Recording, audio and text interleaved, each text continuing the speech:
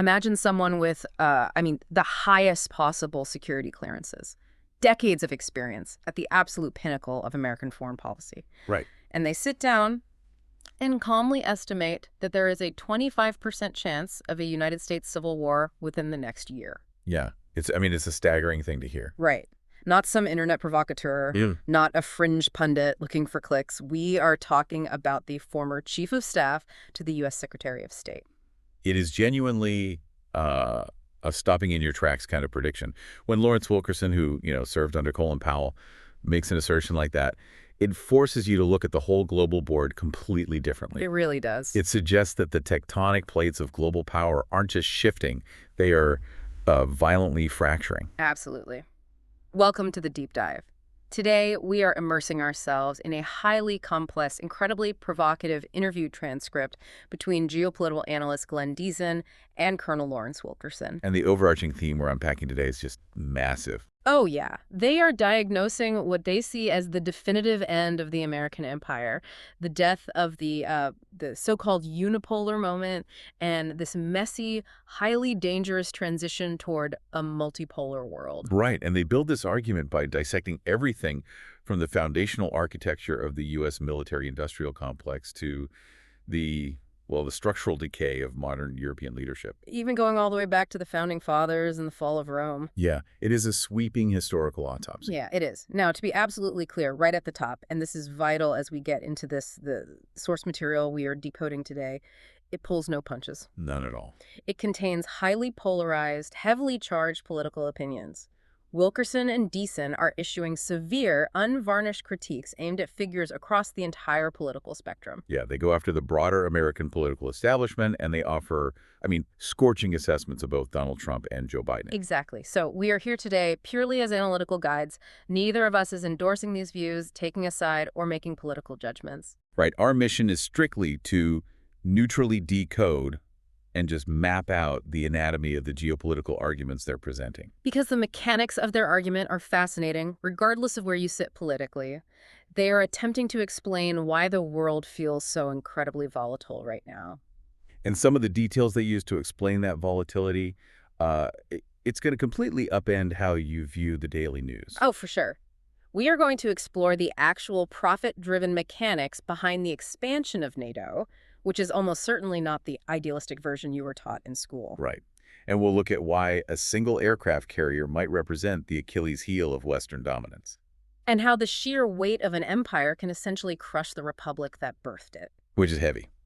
But, to understand how an empire falls, you first have to understand how it's built and maintained. Right. And in the context of modern global hegemony, the foundation of power isn't actually land, it's water. Let's start exactly there. The great geopolitical pivot. Wilkerson and Deason frame this entire global transition as a conflict between maritime powers and continental powers. Yeah, because if we look back historically, achieving undisputed global dominance hasn't really been about having the largest standing land army. No, it has historically been about controlling the global circulatory system. Exactly. The United Kingdom in the 19th century is like the perfect model for this. Britain was a relatively small island nation. Right. They didn't have the manpower to conquer and hold the entire Eurasian landmass by brute force. No way. But they were the undisputed hegemon because they were the ultimate maritime power. They controlled the sea lanes. The vital choke points of global trade. Right. And the United States essentially inherited and scaled up that exact British model in the 20th century. Precisely. The transcript heavily references the geopolitical strategy associated with Zbigniew Brzezinski, the former U.S. National Security Advisor. Yeah, the Brzezinski Doctrine. Right. And his doctrine for maintaining American unipolarity was built on two distinct pillars.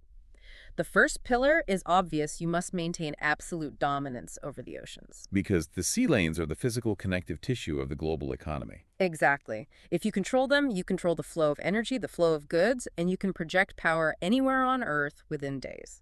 But the second pillar is where it gets really Machiavellian. It's not enough just to rule the water.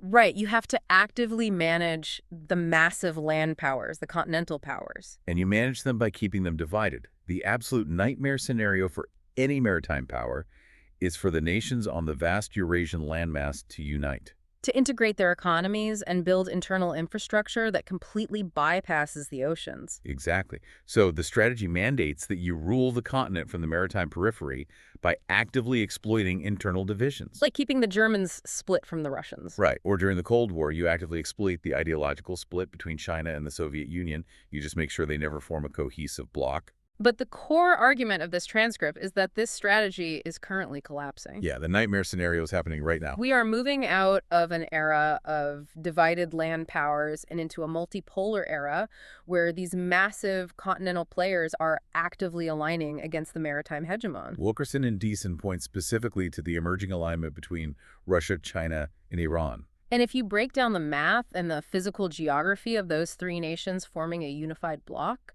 the strategic implications are just staggering. Oh, they really are. Let's unpack that math, because it's not just a political alliance.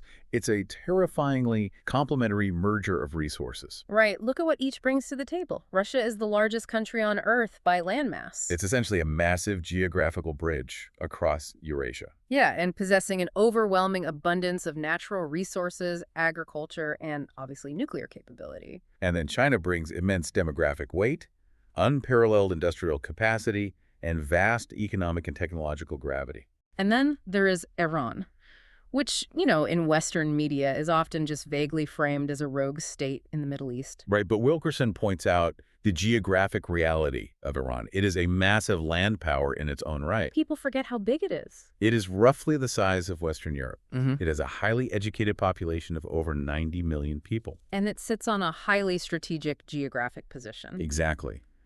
Controlling access to vital waterways like the Strait of Hormuz, and it is incredibly rich in resources beyond just oil and gas. So when you fuse those three together, Russia's resources and geography, China's industrial and economic engine, and Iran's strategic positioning and energy, their potential, as the source describes it, is awesome. Truly, they form a contiguous, incredibly resilient bloc that doesn't necessarily need the ocean to survive or thrive. Right, they can trade over land, they can build pipelines, railways, and fiber optic networks across the heartland. Entirely out of reach of the U.S. Navy. Wow. And as this continental behemoth rises and integrates, the transcript argues that the maritime regime is simultaneously retreating.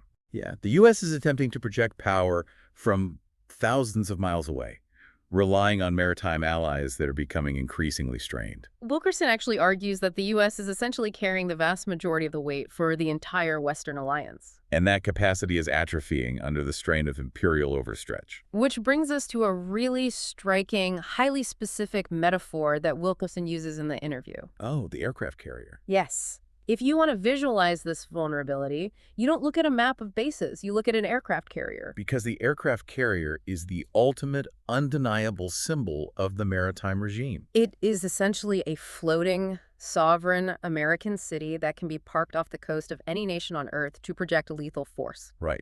For decades, it has been the trump card of global geopolitics. But Wilkerson argues that this symbol of dominance has become a massive liability. Yeah, he suggests that the absolute quintessential moment proving the maritime powers have retreated will be the day an adversary successfully sinks an American aircraft carrier. And he specifically points to Iran as the nation the U.S. military establishment is quietly terrified might actually have the capability and the geographic positioning to pull that off. This is a crucial distinction he makes. The U.S. has spent decades fighting counterinsurgencies in places like Afghanistan or Iraq. Right. But Iran is not Afghanistan.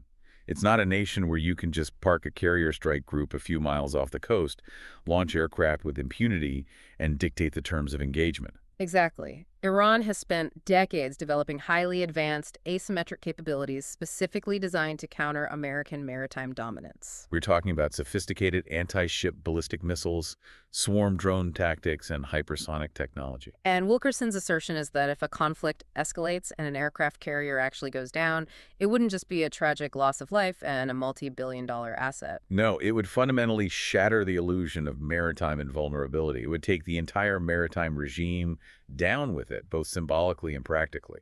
It fundamentally changes the meta of global strategy.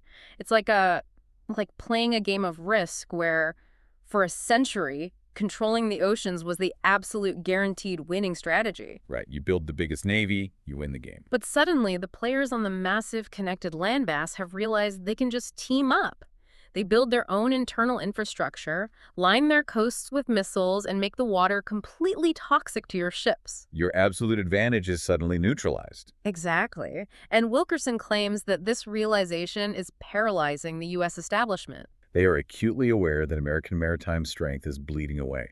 And despite having technically allied nations in Europe and Asia, he argues those allies add very little actual hard military power to the equation. The U.S. is bearing the burden almost entirely alone. Yeah, and the sheer physics of projecting that much power across two oceans against a united Eurasian landmass is just becoming unsustainable. So, if the external strategy, this century-old doctrine of offshore balancing and maritime dominance, is fracturing against the reality of a united Eurasia, you have to ask, what is rotting the hull from the inside? Right. Why hasn't the U.S. adapted? Yeah, if the strategy was so clear, what broke internally that made the empire so vulnerable? To answer that, the transcript dives deep into the domestic architecture of the American empire. Okay, let's get into this. Wilkerson outlines what he sees as the two massive, incredibly powerful state-building efforts that have dominated the United States since 1945.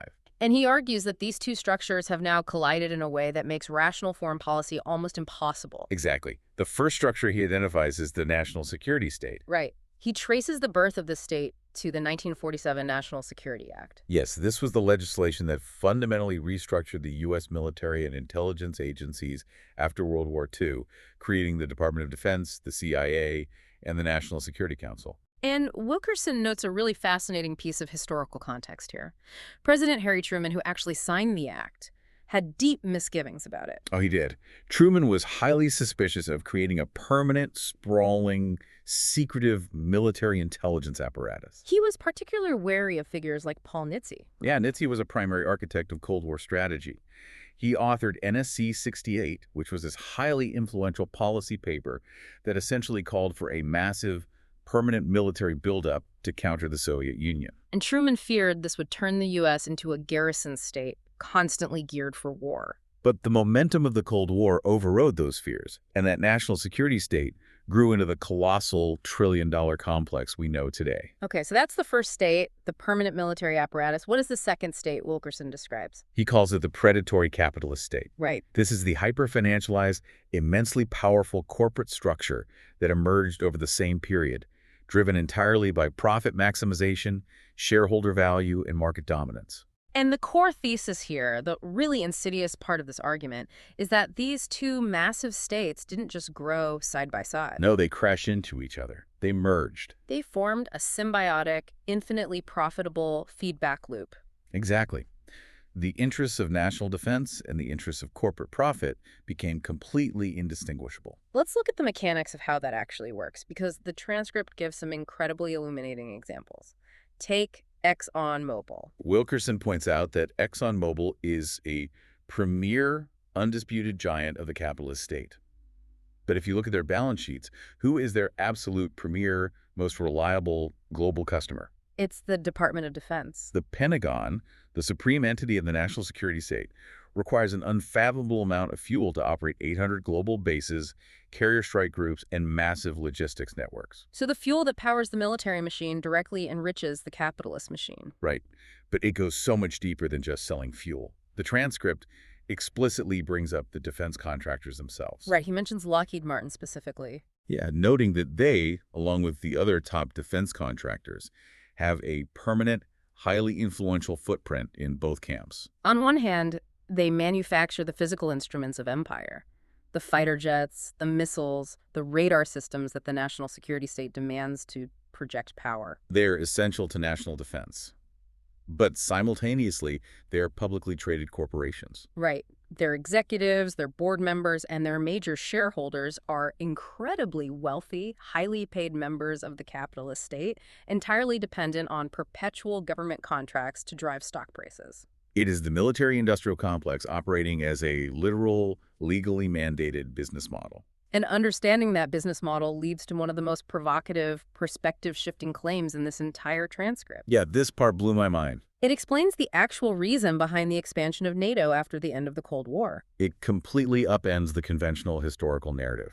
Because the standard textbook narrative is that after the Soviet Union collapsed, NATO expanded eastward to ensure security, stabilize the region, and spread liberal democracy to former Warsaw Pact nations. Right. It was framed as a noble pursuit of a Europe whole and free. But Wilkerson strips all the idealism away. He attributes Bill Clinton's decision to expand NATO entirely to money. He argues that the defense industry looked at the end of the Cold War not as a victory, but as a catastrophic threat to their business model. The peace dividend meant massive cuts to military spending. Exactly. But if NATO expanded, every newly admitted country would have to meet NATO interoperability standards. Let's explain what interoperability actually means in practice, because it doesn't just mean you agree to fight together. Right. It means your communications, your logistics, your ammunition, and your weapon systems have to seamlessly integrate with the rest of the alliance. So for a former Soviet bloc country joining NATO, It means they have to literally scrap their entire inventory of Soviet-era tanks, jets, and rifles and replace them with Western NATO-compliant hardware. meaning they become forced, captive buyers of American weapons. Wilkerson says the defense industry salivated over this prospect. Expanding NATO wasn't about democracy. It was about opening massive new markets for Lockheed Martin, Raytheon, and Boeing. Wow. It guaranteed decades of lucrative contracts for sales, maintenance, and training. So if you are trying to understand why foreign policy decisions are made, you have to look at this entrenched conflict of interest. Exactly. Because think about it, if permanent peace breaks out, what happens to that business model? If Russia had been integrated into a new, peaceful European security architecture in the 1990s, who is going to buy the Patriot missile systems? Who's going to fund the next generation of fighter jets? The system structurally requires an adversary to justify its own existence. And the transcript provides a chilling anecdote that illustrates how this corporate pressure overrides actual military logic or engineering reality. Right. Wilkerson references a seminar featuring Bill Perry, the former U.S. Secretary of Defense. And the crucial context here is that Bill Perry wasn't a politician by trade. He was an engineer. Yeah, he was the only engineer to ever hold that position. Exactly. And as an engineer, Perry brought hard mathematical realism to the table. The transcript recounts Perry explaining the historical reality of missile defense systems. Right. He pointed out that despite decades of investment, no one had ever achieved a shoot-down rate of an airborne target higher than 0.21%. 2 out of 1,000 targets. I mean, that is a statistical rounding error. And Perry, looking at the physics and the engineering, believed they would likely never achieve high reliability, especially against sophisticated, decentralized nuclear targets. The technology, fundamentally, is just incredibly flawed at scale. Yet, despite the top defense official and actual engineer stating clearly that the technology doesn't reliably work, the corporate machine pushes systems like the Patriot missile defense anyway. And the government continues to buy them, and they are pushed onto allies. Why? Because the capitalist state needs the product to sell. Right. The lobbying power of the contractors, the jobs they provide in key congressional districts, completely outweigh the engineering reality. Which leads Wilkerson and Deason to ask a truly tragic question about the 1990s. How did the U.S. go from leaders who envisioned a peaceful, multipolar transition to a state of perpetual, highly profitable tension?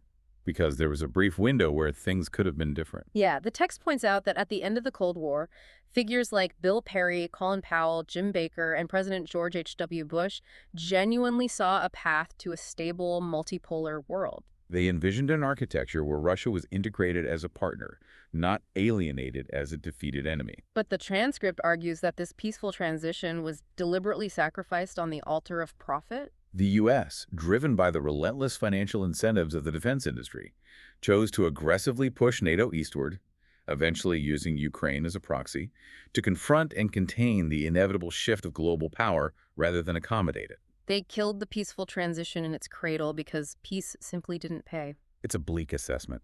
It really is. So if the internal engine of the state is geared entirely toward selling weapons, expanding military footprints, and justifying massive defense budgets, how does that fundamentally rewire the way the country interacts with the rest of the world? Right. If your only tool is a Lockheed Martin hammer, every global issue starts to look like a nail. Exactly. That brings us to a terrifying consequence of this merger: the absolute death of traditional diplomacy replaced by hyper-militarization. And the statistics the transcript uses to illustrate this shift are just jarring. The U.S. currently operates roughly 800 overseas military bases across the globe. And you have to compare that to the competitors to understand the scale of overextension. The text notes that China, despite its massive economic reach, operates perhaps 7 overseas military bases. 7 compared to 800. And Russia operates roughly 11 or 12, mostly in its immediate neighborhood. 800 compared to less than 24 combined. The entire surface of the Earth is treated as an American garrison. Wilkerson argues that this incredible disparity is the physical manifestation of a country that has completely abandoned diplomacy. The text defines diplomacy using political scientist Fred Hartman's phrase, the relations of nations. Which implies human interaction, negotiation, compromise, and the difficult work of finding mutual interest. But Wilkerson argues all of that has been sacrificed. The text actually goes all the way back to the Founding Fathers to explain why maintaining this kind of global military footprint is so inherently dangerous to a republic. There's a fascinating reference to Alexander Hamilton. Yeah, Hamilton offered a profound historical warning. He looked at Great Britain and observed that if Britain had been a continental European land power, if they shared borders with rival nations like France or Prussia, they would have been forced to maintain a massive standing army for basic survival. And Hamilton warned that having a large permanent standing army would have inevitably made Britain as authoritarian and despotic as the continental powers of the time. The logic being that if a state builds a massive centralized military apparatus, it will eventually use it. Right. The sheer concentration of power required to maintain a standing army eventually erodes democratic institutions and civil liberties at home. Historically, the U.S. avoided this trap precisely because it was a maritime power. It was an offshore balancer. Protected by 2 massive oceans, the U.S. simply didn't need a huge standing army for most of its history. It could keep the military small, focus on internal economic and industrial development, and when it did enter foreign conflicts, it entered late.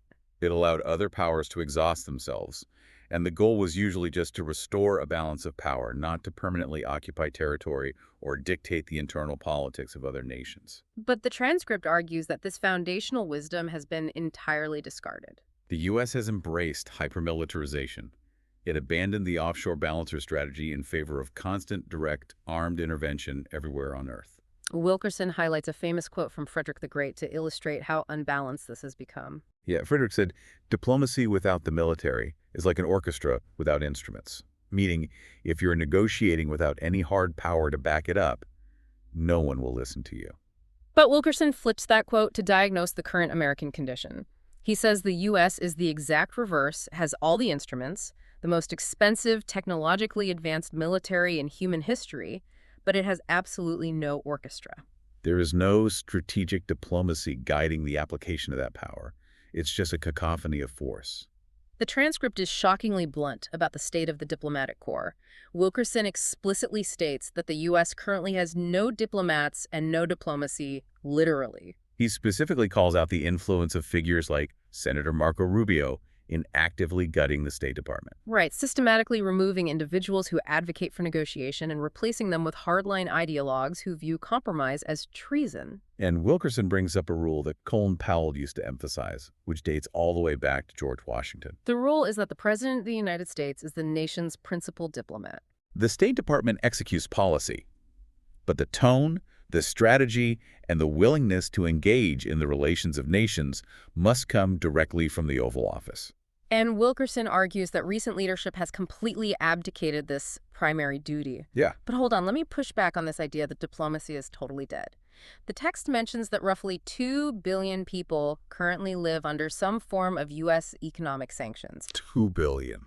Couldn't you argue that sanctions are exactly what modern diplomacy looks like? It's a way to exert pressure, negotiate leverage, and force behavioral changes without actually dropping bombs or deploying troops. Isn't that a diplomatic tool? It's a common argument, but, well, Wilkerson and Deason fundamentally reject that premise. In their view, economic sanctions and military strikes belong in the exact same bucket. Why? Because they are both blunt instruments of coercion. Wilkerson argues that reaching out to literally smack a country with a cruise missile or reaching out to cripple their economy and starve their population through sanctions are both manifestations of brute force. They are not negotiations. Exactly. They are unilateral dictates. They are what an empire does when it either cannot or simply will not engage in the actual difficult work of diplomatic compromise. It is coercion masquerading as policy. So, if the president is the principal diplomat and the state has fundamentally abandoned traditional diplomacy in favor of relying on 800 military bases and a global web of crippling sanctions. Then the character, the worldview, and the basic competence of the person sitting behind the resolute desk becomes the single most vital element to whether this entire fragile architecture survives or collapses. Which transitions the conversation directly into the human element of this crisis, the sequence of modern leadership, the infection of arrogance, and the catastrophic miscalculations that followed. The transcript paints a picture of a political establishment in Washington that became deeply, almost terminally infected by arrogance following the collapse of the Soviet Union. Deason references the prevailing intellectual frameworks of the 1990s, specifically Charles Krauthammer's concept of the unipolar moment and Francis Fukuyama's famous declaration of the end of history. This was the prevailing belief that the ideological debate was permanently over. Liberal democracy and free market capitalism had decisively won. The U.S. political class believed they had essentially achieved a universally victorious model, and more dangerously, that they possessed a unique, almost divine mandate to aggressively export and enforce that model across the entire globe. Wilkerson argues that this immense unchecked arrogance bred a generation of catastrophic, wildly incompetent leadership.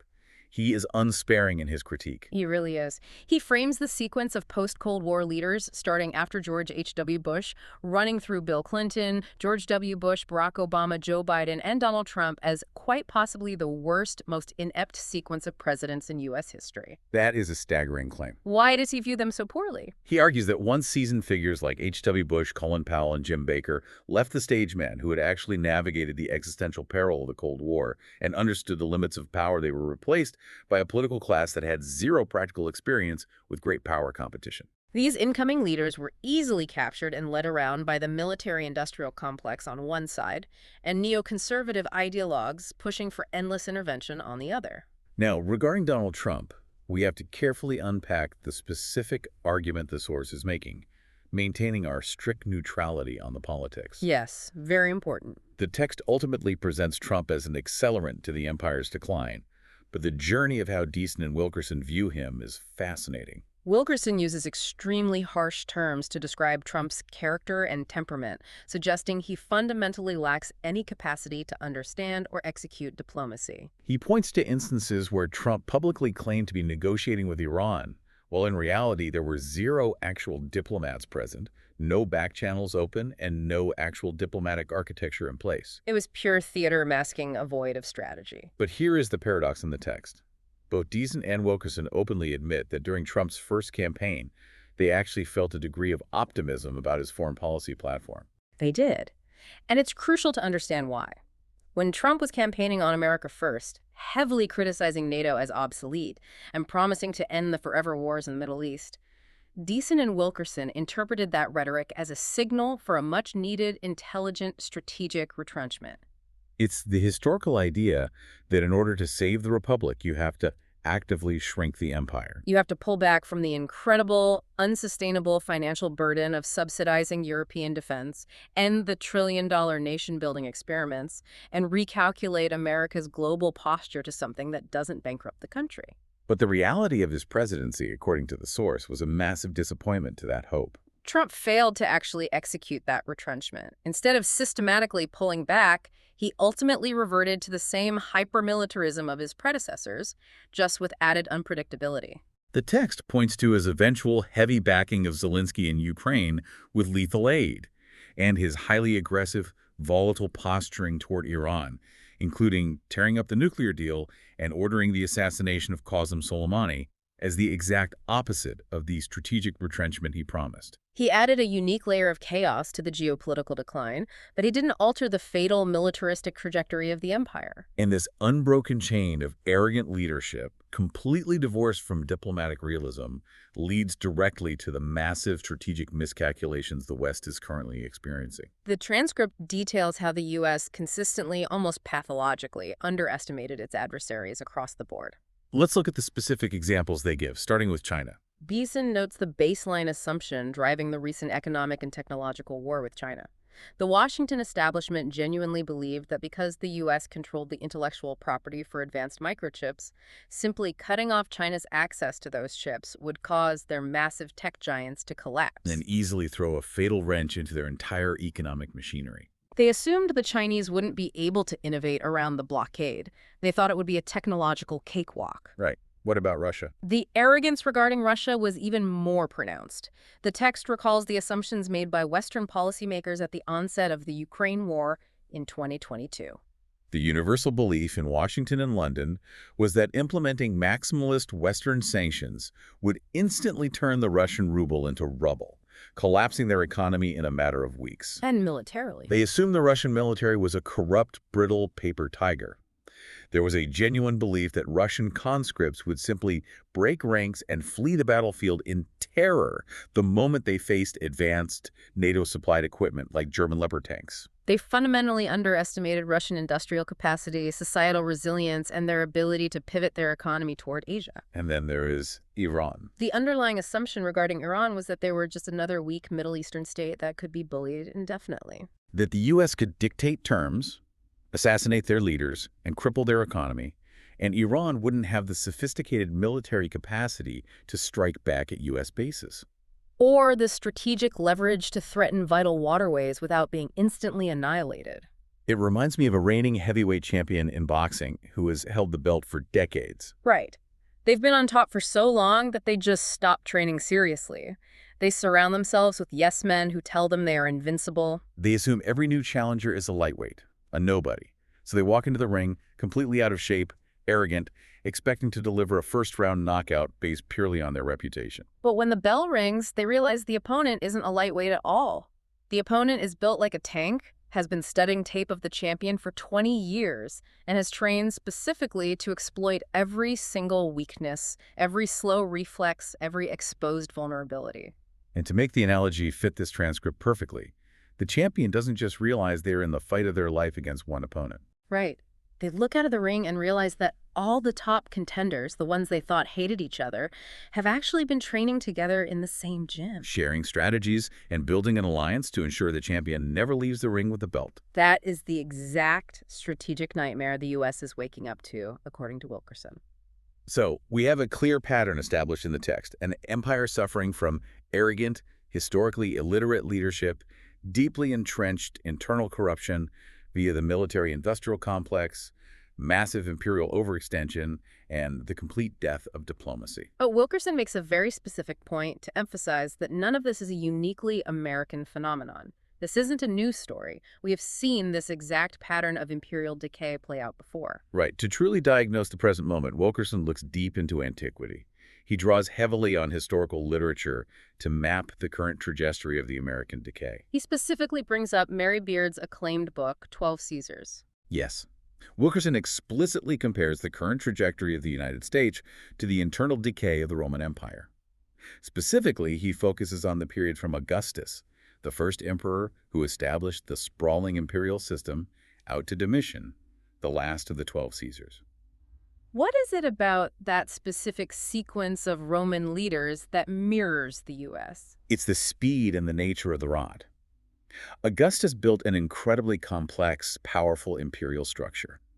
But over the subsequent generations, through leaders like Caligula, Nero, and eventually Domitian, the institutions that were supposed to govern the empire became entirely subservient to the whims, the paranoia, and the cruelty of the autocrats. The Senate became a rubber stamp. The Praetorian Guard, the military apparatus, realized they were the actual kingmakers, essentially auctioning off the empire to the highest bidder. Wilkerson notes how rapidly everything deteriorated during that sequence, suggesting that Mary Beard wrote the book with a heavy dose of deliberate innuendo aimed directly at modern American political dysfunction. It raises a profound question about the mechanics of decline. How much of an empire's fall is due to the specific, flawed character of its final leaders, and how much is just the unavoidable natural entropy of consolidated power? But Wilkerson doesn't just rely on Roman history. He brings it much closer to home. He talks about reading David McCullough's Pulitzer Prize-winning biography of John Adams. Wilkerson finds it deeply eerie, almost haunting, how clearly the American founding fathers, men like Adams, Jefferson, Madison, Hamilton, and Washington, foresaw this exact kind of institutional decay.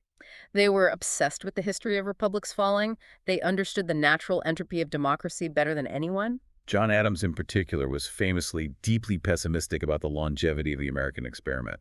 He essentially believed that any democracy, given enough time, would inevitably commit suicide. The transcript highlights a fascinating ideological split between Adams and Thomas Jefferson regarding the French Revolution, which serves as a perfect mirror for internal American divides today. When the French Revolution broke out, Jefferson largely praised it. He loved the rhetoric of liberty and what the French were doing to violently overthrow the entrenched monarchy and the aristocracy. But Adams looked at the exact same events in France and was horrified. Exactly. Adams, aligning heavily with the British conservative philosopher Edmund Burke, saw the French Revolution as a tragedy of the First Order. Adams didn't see liberty. He saw chaos, the tyranny of the majority, the madness of mob rule, and the inevitable reality that extreme societal disruption usually paves the way for a military autocrat to rise from the ashes to restore order. Which is exactly what happened with Napoleon. And Wilkerson sees that historical dichotomy, the tension between populism and institutional order, tearing America apart right now. Yeah. Because the domestic reality he describes in this transcript is incredibly bleak. He looks at the American public and uses the word quiescent, meaning inactive, dormant, completely checked out. He goes further and uses the phrase fat and dumb. Which is a brutal, painful assessment to hear from a former top official. But he ties that assessment directly back to John Adams's core philosophy. Adams famously argued that the absolute only way to protect a fragile democracy over time, the only way to prevent it from sliding into tyranny or mob rule, is through rigorous, widespread education of the citizenry. And Wilkerson argues that in modern America, real critical education has been systematically replaced by mere schoolhouses. What is the distinction he's making there? A schoolhouse is an institution that teaches obedience, rote memorization, and basic skills necessary to function in a capitalist economy, but it actively avoids teaching critical thinking, civics, or historical literacy.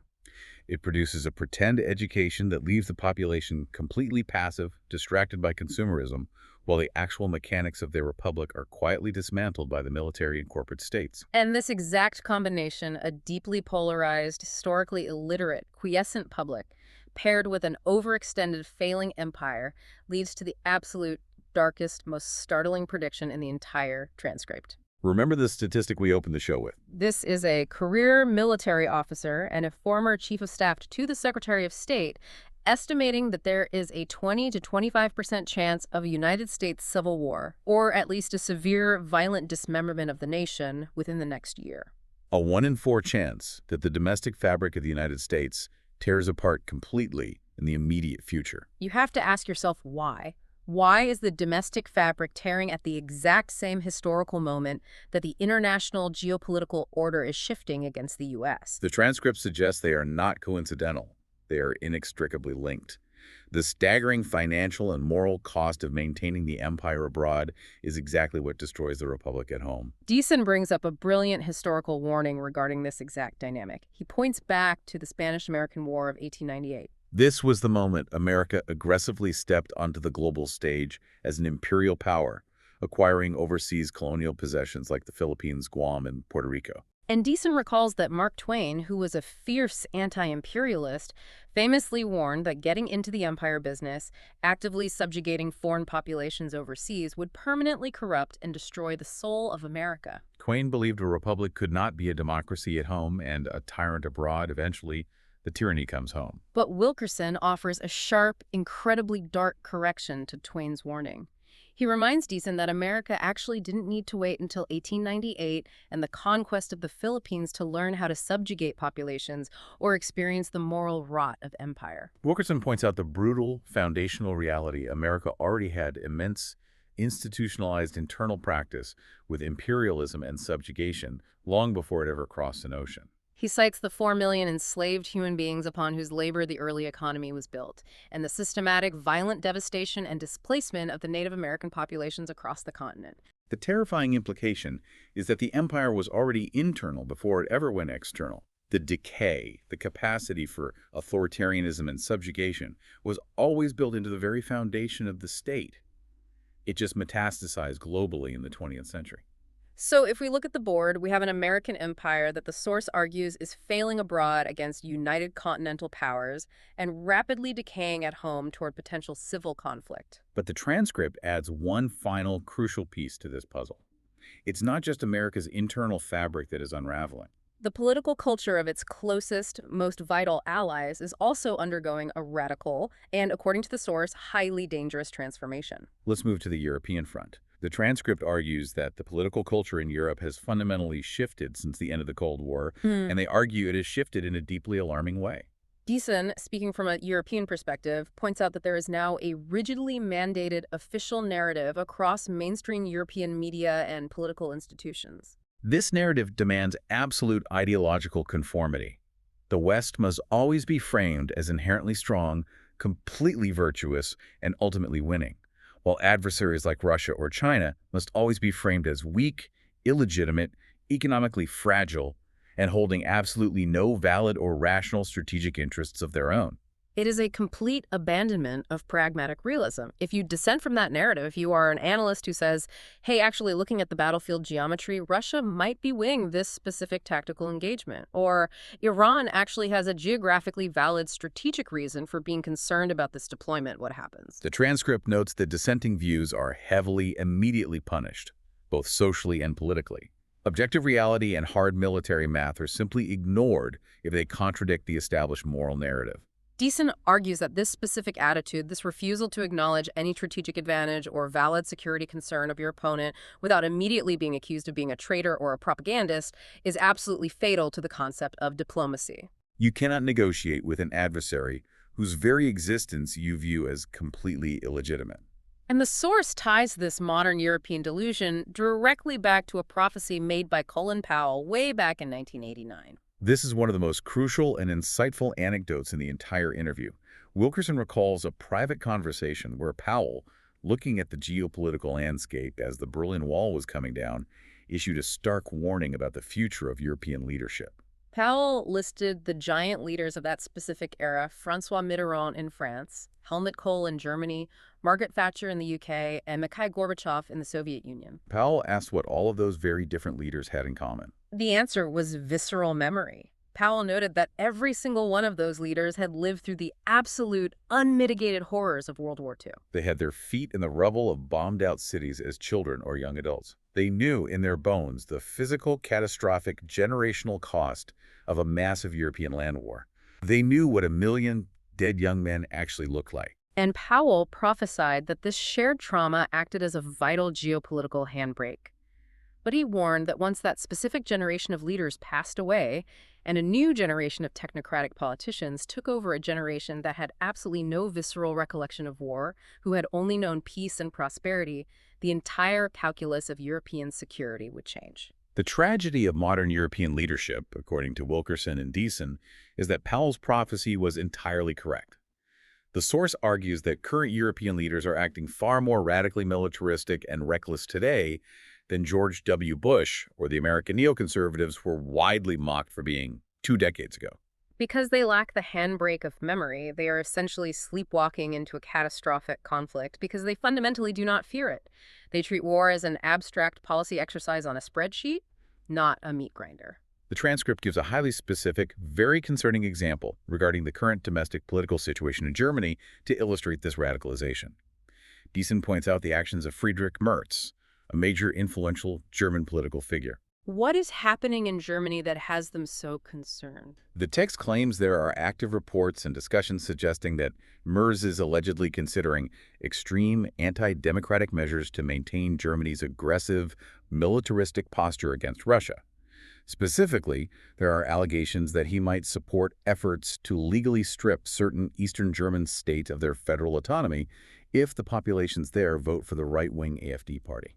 And to provide context, the AfD is highly controversial, but in this specific geopolitical context, they are viewed as a threat to the establishment because they generally oppose the massive military spending and the aggressive posturing toward Russia, favoring a return to cheaper Russian energy. Exactly. So the allegation is that mainstream leaders are willing to essentially strip democratic autonomy from entire states, disenfranchising millions of voters, simply to ensure a unified, unbroken march toward a wartime economy and potential conflict.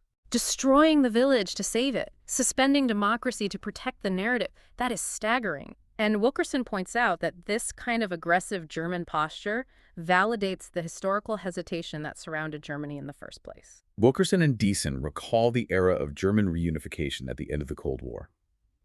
It is often remembered as a moment of pure, universal joy, but the transcript reminds us it wasn't universally celebrated by the leaders at the time.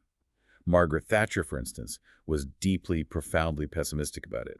She feared that a reunified massive Germany would eventually dominate Europe, achieving economically and politically what they couldn't achieve militarily in the first half of the 20th century. And the financial shock of reunification was immense. The text notes an anecdote where Chancellor Helmut Kohl was absolutely stunned when the Treasury estimated that integrating East Germany would cost $80 billion, a number that ultimately doubled as the reality of the decayed Soviet infrastructure became clear. Yet despite the massive economic costs and the deep historical fears of British and French leaders, Mikhail Gorbachev and the Western Alliance ultimately allowed a reunified Germany to remain within NATO. The transcript strongly implies that given the current hyper-militarized, historically amnesiac trajectory of German politics, figures like Gorbachev would likely deeply regret that decision today. The buffer is gone, and the vanguard is aggressive. Let's connect all these final dots because the transcript makes a damning observation about how Europe arrived at this point. During the Cold War, the text explicitly states that the U.S. didn't just passively ally with Europe. The U.S. literally used agencies like USAI and covertly the CIA to actively engineer European political leadership. They selected leaders, provided massive financial incentives, funded compliant media, and ensured absolute, unquestioning loyalty to the American liberal democratic model and U.S. strategic aims. The U.S. cultivated a political monoculture in Europe. But now the tragic irony is that the U.S. has engineered a generation of European leaders who are entirely divorced from the realities of war, completely dependent on U.S. military protection, and steering their nations toward conflict without comprehending the cost. They are blindly following a U.S. maritime strategy that, as we discussed in the beginning, is actively fracturing against the united Eurasian landmass. It is a perfect storm of hubris, corruption, and historical amnesia. So let's synthesize the massive, sobering scope of what we've mapped out in this deep dive. The source material presents nothing less than a devastating systemic autopsy of the current geopolitical moment. According to Wilkerson and Deason, we're looking at a maritime empire that is stretched impossibly thin across the globe, relying on the obsolete threat of aircraft carriers against a united, highly advanced continental bloc of Russia, China, and Iran. It is an empire whose internal architecture has been totally hijacked by a predatory capitalist state, where the defense industry structurally requires constant, escalating conflict just to maintain its profit margins and stock prices, rendering peace an unacceptable business outcome. An empire that has completely abandoned its diplomatic toolkit. It has replaced the nuanced essential relations of nations with the blunt, coercive instruments of 800 military bases and crippling economic sanctions applied to 2 billion people.